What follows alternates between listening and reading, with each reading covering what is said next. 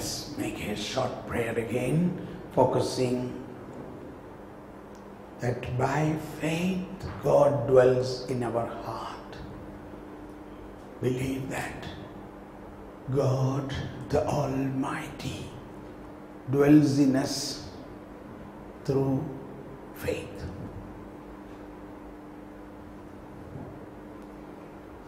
Ephesians chapter 3, 14 to 21 says that for this reason I kneel down in front of that Father from whom every family in heaven and earth is named, that He will strengthen my inner self according to His riches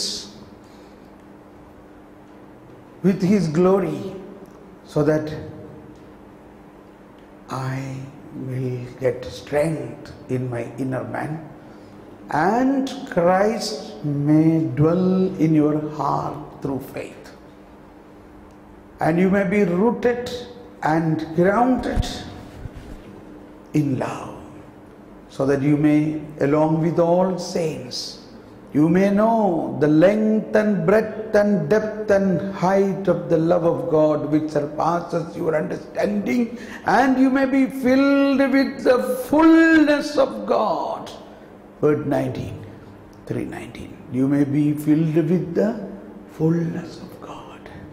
And then 20:21 says, so that you can do far more greater than what you pray and what you think or imagine by the power dwelling within you. So, we are now in a very good situation.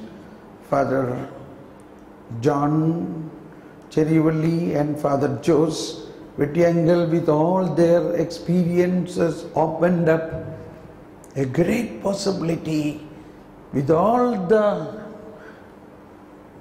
understanding of a powerful ministry of healing, deliverance. Now we must simply have to know all this power flow by faith.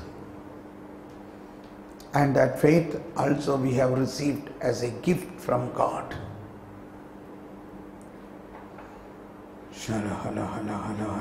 Believe that Christ dwells in our heart by faith. Ephesians 3:16. And ye may be filled with the fullness of God. Ephesians 3:19. And you can do far more greater than what you think or imagine and pray by the power working within you. The same paragraph, end of it.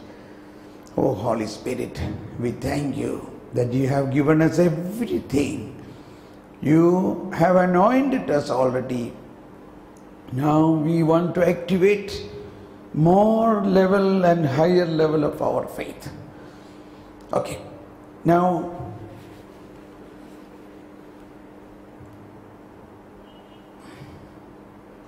as we heard many times, the faith and gift of faith, gift of faith. What do you think about a gift? Now you got a gift on your Jubilee Day, on your birthday, a big packet. And when you opened it, you found there are so many small golden foiled packets. And when you opened up one by one, beautiful, you never thought such a wonderful thing. I am remembering one thing happened in Bangalore. I was giving a priest retreat. So those days I used to have a Bible, a Franklin electronic Bible. It is exactly like this. And I used to refer this. Then I said, you fathers, you should all have this type of Bible. Then it is very handy. You just type out faith, then all the things comes about faith. So you pray, you will receive it, I said. And I kept it. And I asked, how many of you want such a Bible? Suddenly one priest raised his hands. Then slowly one by one. I said, you pray, you will get it.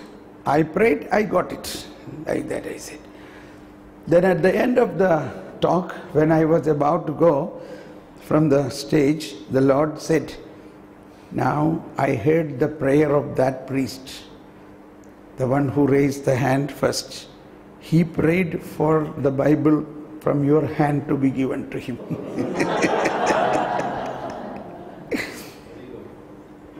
So you please give, because you said you pray, you will get it. I said, oh Lord, no, this I don't want to give. This is so dear to me. I don't want to give this. Now you see my attachment. And the Lord said, see, you never asked me for such a thing. I gave you without, you never thought about such a thing is existing. Suddenly I gave you this. And now I can give you again. So you give this. Then I announce, see, my dear Father, your prayer is heard. You prayed for this. The Lord heard your prayer. Please take this. And all the priests were excited. Oh my God, how quickly such thing happened. So I gave. Now the next day the retreat will be over and I go back to my home at Kerala. So then when I went back, there is sitting a priest who came from America. He, every time when he come for home visit, he used to attend one of my retreat and he brings such things, you know. And he is sitting there, he said, oh, thank God that I came. So he was chatting with my wife and then he said, Thomas, this time I brought to you something like I gave you last time. 2 numbers, 2 such things he has brought. See, completely astonishing. I never thought next in 2 days I will get. So God's gift is always more than our expectation. Just take it thinking like that. More than our expectation. Much, much more than our expectation. Always. Just a yardstick. We pray, but God is giving more than what we pray.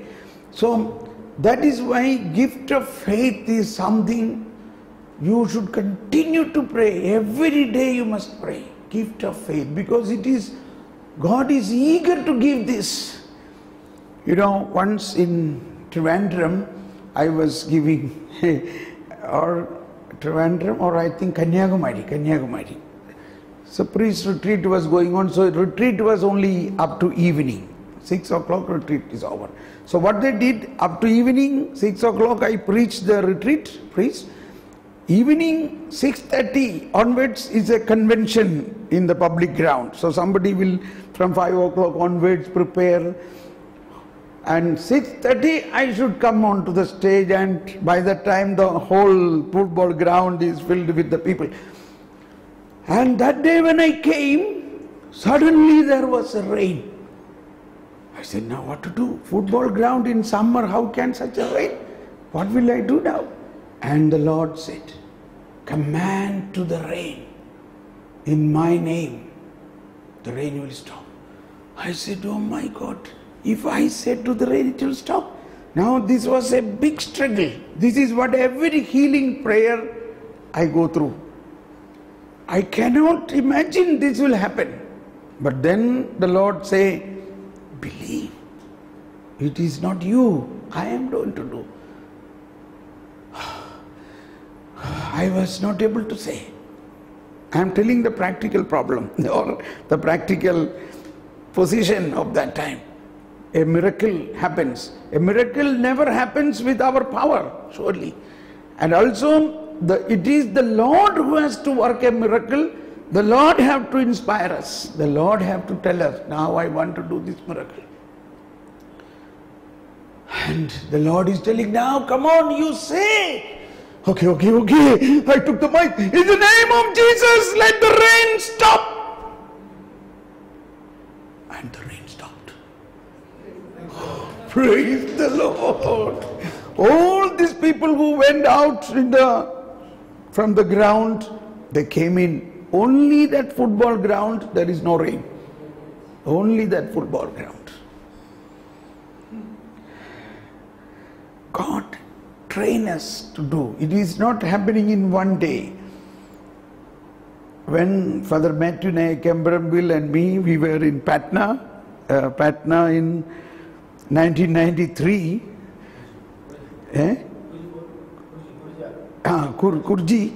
Kurji Church, and before that there was a priest and sisters retreat. There were about 900 sisters and 300 priests and all, very big retreat. So I was in the team. I was more in intercession. So while I was interceding, an old sister, she is a European, she is from Austria. She had a problem on her leg. She used to walk like this, limping. Then when she came, the Lord said, you pray for her leg. Her leg need to be elongated. Her leg need to be elongated. Oh my God. What? Her bones have to elongate. I asked the sister, what is your problem? Oh, I have my right knee severe pain.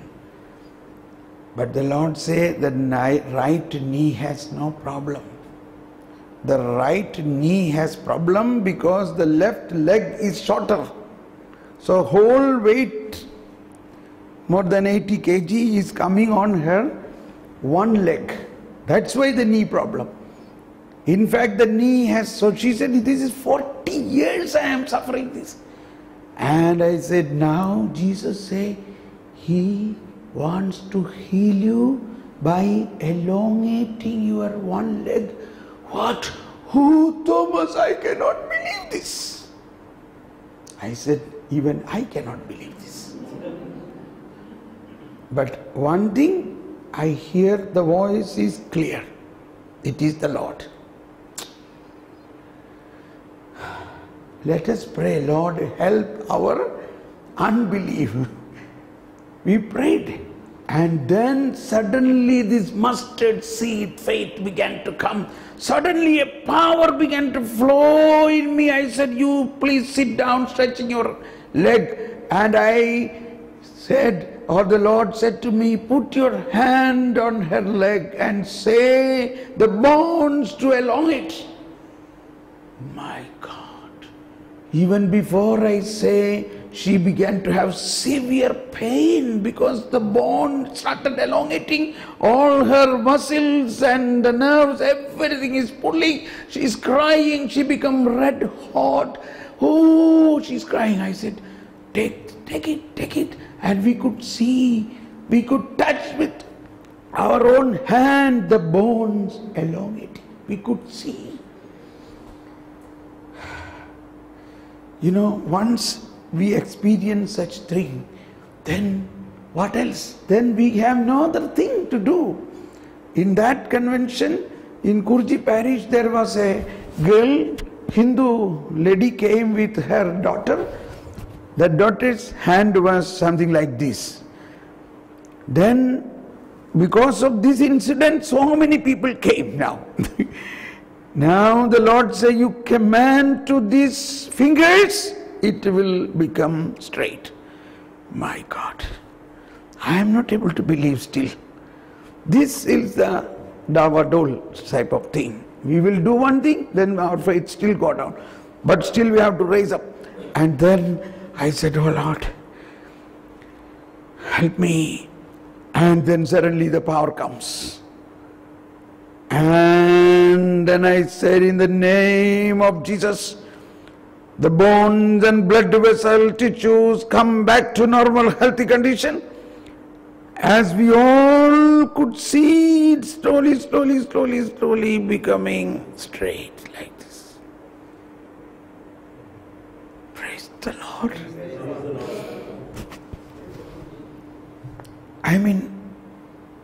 I think this is the way God show His power through us. And that day evening, this woman came into the main stage where there were maybe 10 or 15,000 people, and she gave this testimony. And all the people started praising God. I don't know, I came to speak something else. This is how now the Holy Spirit is speaking something else. In another retreat in North India, so I used to say in North Indian context, you should not make big compound walls for our priest residence and all, because Jesus said, love your neighbor. So what happens in convents and all our institutions, we make big compound walls. So from that time itself, the neighbors think these people are something, we are not to have any contact, because they themselves made a wall. Sorry, I am just telling the biblical point of view. But one priest in Maharashtra, somewhere in Alipag or somewhere, he took it literally into his heart. He said, I will not make a compound wall for my compound. So what happened? All the youth of that area came for playing in this courtyard. They play badminton, they play football, everything, and they come to father's house, open the fridge and eat everything and go. So they become such a good friend of the priest. All the youth in area become big friendship with this young priest. And now the local opposition people, they thought this is dangerous. This is their father's trick to catch our young people. And all those people said, no, you have to go away. We will not allow you. This is not correct. You cannot catch our people. And those people wanted that he must go away from this place. But all this youth stood with the priest. He said, no, he is our priest. And the elders could not do anything. And that, along with that, in that group there was a boy called Ganeshan. This Ganeshan becomes seriously sick, suffering with high fever. So the mother of Ganeshan, so the situation is very tense. The big people are telling father should go away. Children are telling you should not go. He is our father. In between this problem, Ganesh is seriously sick in the hospital. Fever is not coming down. So Ganeshan's mother came to the priest and said, Father, if you come and just pray over Ganeshan, he will be healed. I believe that. A Hindu mother. Now what to do? In spite of all this turbulence, he went to the hospital. He laid his hand upon Ganeshan and he became healed. The very day Ganeshan came out from the hospital. Praise the Lord. This is not the climax. Next day Ganeshan started going to school. So everybody wondering, hey, yesterday you were in serious sickness. How could you come today? You know, Father ji आके मेरा सिर पे हाथ लगा के प्रार्थना किया, यीशु की नाम पर चंगा हो जाओ, बोला मैं चंगा हो गया. Now this became his testimony. And that evening in his own classroom, another boy became sick and having high fever.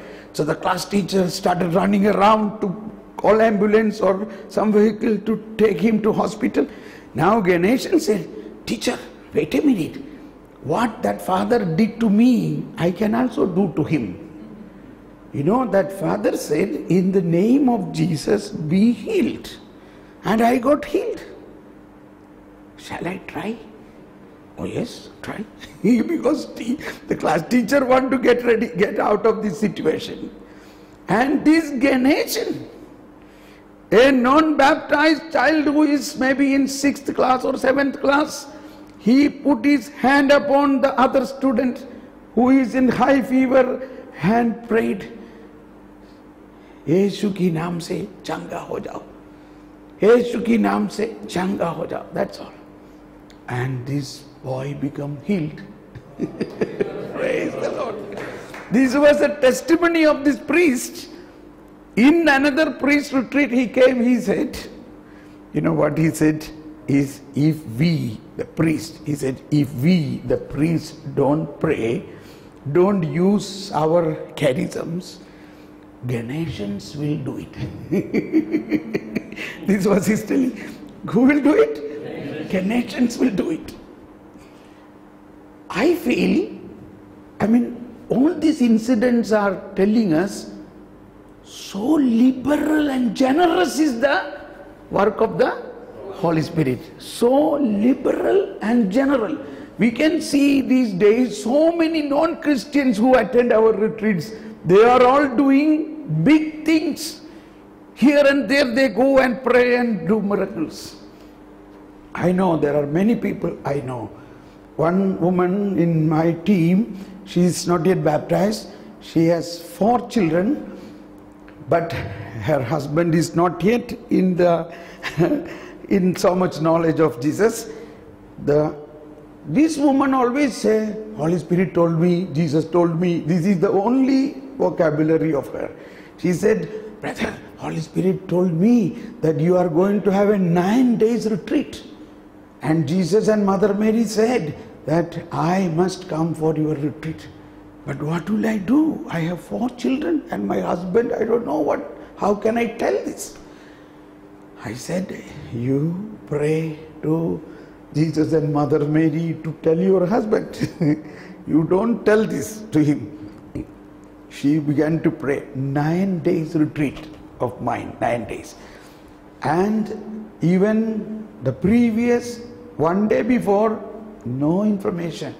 But she is having such a force that she will go. She kept everything ready. And that day evening, her husband come and say, I think you have some message from God. He's telling, I think you have some message from God. If there is a message from God, you must obey that. Otherwise, it will not be a blessing for our family. And this non-Christian husband who do not know much about Christ, he only said this, if there is a message from God, you must do it. I will take care of the children. You go.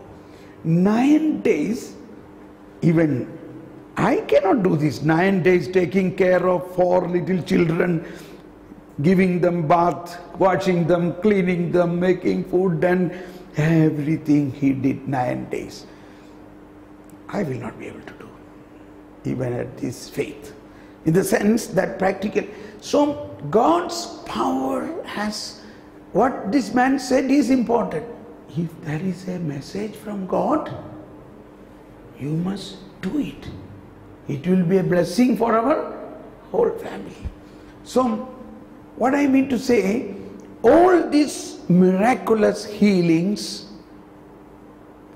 are to be understood through the word of knowledge and faith. Okay, now I will quickly say some interesting or very important aspect which helped me to grow in faith. First thing, we understood the faith is a gift of God given to Abraham. Now, 2-3 important aspects of that faith. What is the content of the faith? This is the word I wish you grasp. You got this packet? But what is the content? What are the contents in the faith what God gave to Abraham? We generally know faith. That is not enough. So, first content, first part was he heard and he believed. Believing in what God said. That is the first part. The second part is he acted. The first step, that is like this. The Lord God told him, you leave your parents, your property, your everything, and come forth. So imagine that day when Abraham got this message, Abraham believed. Abraham went to his house and said to his papa, his father and brother and all these things, you know, today God spoke to me. What? God? God is speaking? We have many God here, they don't speak. No, these are not God. The real God is the God whom we cannot see. He is the God who created the whole world. Are you crazy? how can a God like that, and how such a God can speak? Such a dialogue probably might have happened. And he said, no, do you know what God spoke to me? Come on, tell. God said to me, I have kept something greater for you. Leave everything and come. You are really crazy. How can you leave all this ancestral property and me, your papa, mama, your brothers? Which God will tell you to leave all those things? All this belong to you. No. I heard it very clear. No, this is not correct. There was such a opposition. And in the midst of that opposition, that's what it was written, Abraham was alone. When this faith was given to him, he was, this is very important. I would say in another way, all of us are also alone in our own path of faith.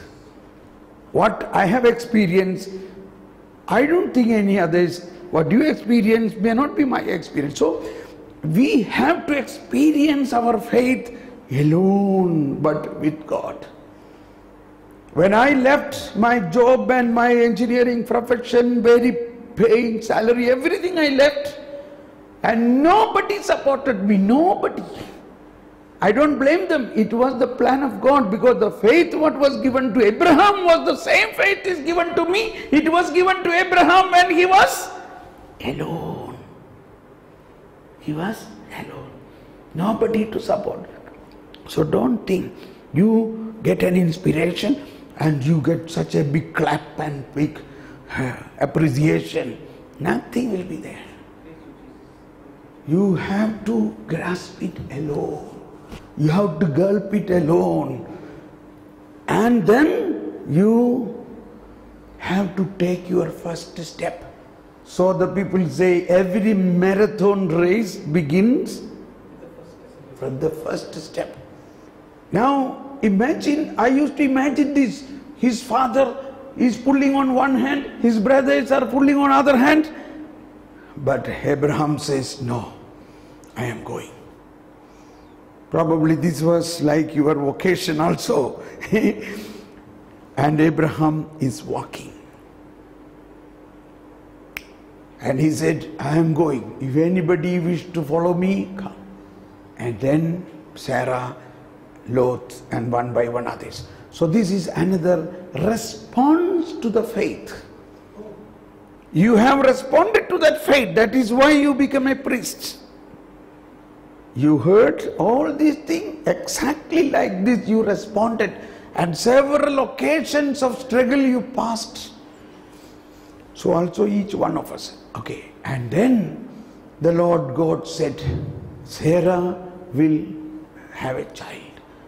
Okay. Abraham believed that. Now many years are over, but nothing is happening. Now it is written, her womb become dry. What is the meaning, womb become dry? Her womb become dry means a woman used to have a menstruation period, and when a woman become old, the periods will stop. That means she entered into menopause. And thereafter there is no chance to get a child. So probably God was waiting for that time. If Sarah was conceiving while during this normal menstruation periods were on, then it is a natural pregnancy, correct? Yes. It is a natural pregnancy. So that is the delay. The Lord was waiting for what? Let her menstruation period stop naturally. Naturally. So then there is no hope. This is very much integrated to the salvation plan. In a situation where there is no hope, there is no human possibility, no natural possibility, then the Lord God is telling next year, now you will have a child. So it is very important to understand Abraham not only believed in the old days all those things, but he believed even Sarah's womb was become dry. Even in that dry womb, a fountain will come. That is very interesting. It is something very good for reflection. We see all these things in our situation. You see that family, you see that man, you see so many situations is like this dry womb. There is no possibility, but a supernatural power works. So we have to believe in the dry womb, like a desert. In the desert, a new spring came. This was the salvation plan's beginning. That's why Isaiah chapter 51 says, look to the rock and look to the womb, look to the pit, Corinth. And then this child is born. And now comes the crucial final point. There are many events in between. Final point is, one day the Lord God asked Abraham, Abraham, yes, take your son to the Mount Moriah and offer him a holocaust. So God had already promised to Abraham, through your son I will have descendants for you, like the stars of the sky and the sand of the shore. That covenant is already full. Already he believed it will happen. He knows that is the plan of God. There will be no change about this covenant. But at that situation, the Lord God is telling, you take him to the Mount Moriah. Offer him a holocaust. Now, very important. Pay attention especially. Raise your hand and praise the Lord. Thank you, Jesus. Praise you, Jesus. Thank you, Jesus. Praise you, Jesus. Lord, increase my faith, Lord. Increase my faith, Lord. Increase. Now, Abraham had no doubt. Abraham immediately next day got ready. He took his son. He took some donkeys with firewood to burn this child. And some servants, they began to walk 3 days.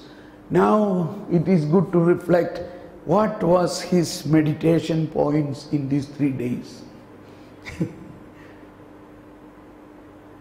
So many things came into his mind. The promise of God. God gave him this son. God said so many promises, but now he says, kill him. But now this is the testing point. And by the time the third day morning, he raised his head and saw the Mount Moriah. And he told his servants, this is very important. What did he say to the servants? You stay here. We will go up the mountain and offer the sacrifice, and we will come back. What is the meaning of that? We will come back. This is where the faith is now going to be the highest power. What was his faith at this point? Abraham believed that the promise what God made will never change. Even if he kill his son and burn him and offer a holocaust, pay attention, what is that he believed? My God has power to raise the dead and fulfill his promise. Hebrews chapter 11, 19. Please read Hebrews chapter 11, 17 to 19. Hebrews chapter 11, 17 to 19 says, Hebrews chapter 11, 17 to 19. By faith, Abraham, when put to the test, Abraham, when put to test, when put to test, offered up Isaac, offered up Isaac. he who had received He who had received the promises promises was ready to, was, say louder, was ready to offer up his only son, ready to offer up his only son because of whom he had been told, of whom he has been told, it is to Isaac, a descendant shall be named for you. yes, from Isaac the descendant will raise for you. He And considered the fact that God is able even to raise someone from the dead. yeah, he believed, he considered that God has power to raise from the dead. Now I will make a dramatic expression about what might have happened on that mountain. So this is not known to Isaac, but Abraham's heart, he believed my God has power to raise the dead. How he believed this? How he got this idea? That was in the content of the faith given to Abraham as a gift. In that packet of faith, what God has given to Abraham, the highest point was this, that power of God is this, that he can raise a man from the dead. This is the crucial point of the whole faith. So when Abraham took his son up, in his heart he was becoming more and more stronger and stronger to see the resurrection, that he will raise him. I am going to kill him, that is clear. But God is going to raise him. That is why he said, you stay here. We will go up and offer the sacrifice and we will come back. And we will come back.